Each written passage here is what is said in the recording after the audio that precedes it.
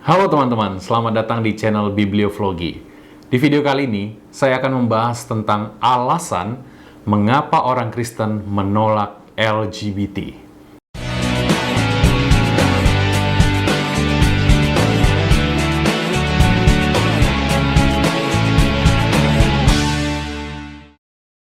Oke, sebelum kita lanjut nonton videonya, jangan lupa untuk klik subscribe dan aktifkan tanda loncengnya, supaya setiap kali channel ini update video-video terbaru, kamu bisa terus mengikutinya. Teman-teman, tentu ada banyak alasan ya, mengapa kemudian orang Kristen menolak LGBT. Seperti kita tahu, isu LGBT ya, lesbian, gay, biseksual, dan transgender, bukan lagi hal yang asing bagi kita saat ini. Isu ini bukan hanya ada di luar negeri, di Indonesia pun sudah ramai dibicarakan serta menimbulkan pro kontra di masyarakat.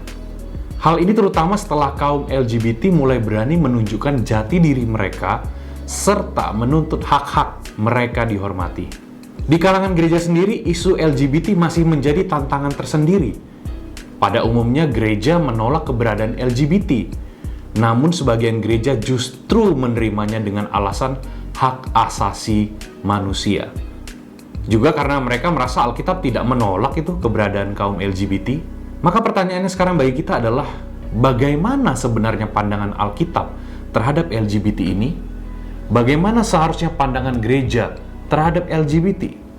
Atau bagaimana LGBT menurut pandangan Kristen seharusnya? Apakah ada ayat-ayat Alkitab yang menentang LGBT? Teman-teman, jika kita teliti, maka jelas kita akan menyimpulkan bahwa Alkitab secara tegas menolak LGBT. Jika kita perhatikan, ada sekitar 20-an bagian atau ayat-ayat Alkitab yang menentang LGBT, khususnya yang berkaitan dengan homoseksual atau gay, yaitu cinta sesama laki-laki, dan lesbian, yaitu cinta sesama perempuan. Puluhan ayat-ayat Alkitab yang menentang LGBT tersebut terdapat baik dalam Perjanjian Lama maupun dalam Perjanjian Baru. Karena itulah kita orang Kristen punya banyak alasan kuat untuk menolak LGBT. Dalam video kali ini akan saya bahas 5 alasan mengapa orang Kristen menolak LGBT. Yang pertama, LGBT tidak sesuai dengan rancangan Tuhan dalam penciptaan manusia. Teman-teman, alasan pertama mengapa orang Kristen menolak LGBT, khususnya homoseksual, adalah karena LGBT tidak sesuai dengan rancangan Tuhan dalam penciptaan manusia. Dalam Kejadian 2 ayat 17-18 dengan jelas disebutkan bahwa Tuhan menciptakan laki-laki dan perempuan, dan bahwa mereka diberkatinya serta diperintahkannya untuk beranak cucu dan bertambah banyak. Jadi Tuhan tuh hanya memberkati laki-laki dengan perempuan, bukan memberkati laki-laki dengan laki-laki atau perempuan dengan perempuan. Dalam ayat itu juga dengan jelas disebutkan bahwa Tuhan menciptakan pasangan yang sepadan dengan Adam. Dan yang diciptakannya bagi Adam adalah Hawa, seorang perempuan. Hal ini berarti bahwa sesuai rencana Tuhan, pasangan yang sepadan bagi seorang laki-laki ada perempuan, bukan laki-laki. Dan pasangan yang sepadan bagi seorang perempuan adalah laki-laki, bukan perempuan. Alasan kedua adalah Tuhan melarang keras praktek LGBT. Teman-teman, alasan kedua mengapa orang Kristen menolak LGBT, khususnya homoseksual, adalah karena Tuhan melarang keras praktek LGBT.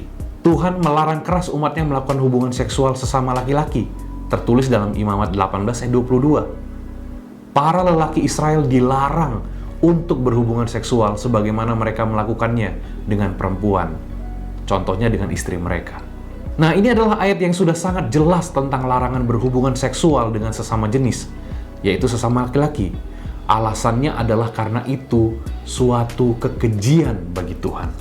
Melakukan hubungan seksual di antara laki-laki adalah kebiasaan bangsa Kanaan, sehingga mereka Tuhan lenyapkan dari negeri mereka, dan negeri itu diberikan kepada bangsa Israel. Oleh karena itulah orang Israel tidak boleh meniru kelakuan bejat bangsa Kanaan itu, agar mereka pun jangan dimusnahkan oleh Tuhan dari negeri itu. Tertulis dalam Imamat 18 ayat 24-30. Alasan yang ketiga adalah Tuhan juga menghukum keras praktek LGBT. Teman-teman, alasan ketiga mengapa orang Kristen menolak LGBT, khususnya homoseksual, adalah karena Tuhan juga menghukum keras para pelaku LGBT. Tuhan bukan hanya melarang keras praktek LGBT, tapi juga menghukum keras para pelaku LGBT. Tertulis dalam Imamat 20 ayat 13, Tuhan menegaskan hukuman bagi para homoseksual, yaitu hukuman mati. Nah, di Perjanjian Lama, tidak semua dosa diganjar dengan hukuman mati. Hanya dosa-dosa yang dianggap sebagai kategori dosa berat. Dosa-dosa yang bisa diganjar dengan hukuman mati di Israel antara lain adalah perzinahan, pemerkosaan, dan homoseksual. Dengan demikian, karena diganjar dengan hukuman mati, maka homoseksual termasuk dosa berat pada zaman Israel. Hukuman mati di sini tentu sesuai dengan prosedur yang telah ditetapkan bagi bangsa Israel. Bahwa Tuhan menghukum keras para pelaku homoseksual juga nyata dari kemusnahan Sodom dan Gomora, dua kota yang terkenal karena dosa homoseksual mereka di hadapan Tuhan. Tertulis dalam Kejadian 19 ayat 1-28. Nah, dari kata Sodom inilah berasal istilah sodomi, yang artinya hubungan seksual sesama laki-laki. Hukuman yang sama diterima oleh para lelaki dari suku Benyamin karena mencoba memperkosa orang Lewi dan pelayannya laki-laki. Tuhan menghukum suku Benyamin sehingga hampir musnah. Dalam Hakim-Hakim 19 ayat 14-29. Alasan yang keempat, pelaku LGBT tidak akan masuk ke dalam kerajaan Allah. Teman-teman, alasan keempat mengapa orang Kristen menolak LGBT, khususnya homoseksual, adalah karena pelaku LGBT tidak akan masuk ke dalam kerajaan Allah. Rasul Paulus menyebut bahwa orang-orang yang bersikeras di dalam dosa, seperti para banci dan orang pemburit, sebagai orang-orang yang tidak akan masuk ke dalam kerajaan sorga atau kerajaan Allah. Tertulis dalam 1 Korintus 6 ayat 9-10. Nah teman-teman, kata Yunani untuk kata banci dalam ayat ini adalah malakoi. Sedangkan kata Yunani untuk seorang pemburit adalah arsenokoitai. Kedua kata tersebut mengacu pada praktek homoseksual. Pada zaman Rasul Paulus, banci biasanya adalah para budak dari orang-orang kaya yang melakukan hubungan seksual dengan tuan-tuan mereka. Sedangkan orang pemburit adalah para pemburit bakti di kuil-kuil dewa-dewa Yunani seperti yang terdapat pada kuil-kuil dewa-dewa Kanaan. Hal senada disampaikan oleh Yudas, saudara Tuhan Yesus, penulis kitab Yudas. Yudas berkata bahwa para pelaku homoseks di Sodom dan Gomora, Tuhan hukum dengan hukuman kekal di neraka. Tertulis dalam Yudas 1 ayat 7. Alasan kelima adalah praktik LGBT akan menulari jemaat Tuhan. Teman-teman, alasan kelima mengapa orang Kristen menolak LGBT, khususnya homoseksual, adalah karena praktik LGBT akan menulari jemaat Tuhan. Sebenarnya semua dosa anggota jemaat yang dibiarkan terjadi akan menulari anggota jemaat lainnya. Karena itulah Alkitab dengan tegas memerintahkan agar gereja tidak toleran terhadap dosa di dalam gereja. Para pendosa yang sedang hidup dalam dosa tertentu seperti percabulan harus diusir dari gereja agar tidak mencemari yang lain. Tertulis dalam 1 Korintus 5 ayat 1-13. Demikianlah dengan praktik LGBT tidak boleh dibiarkan terjadi oleh gereja Tuhan.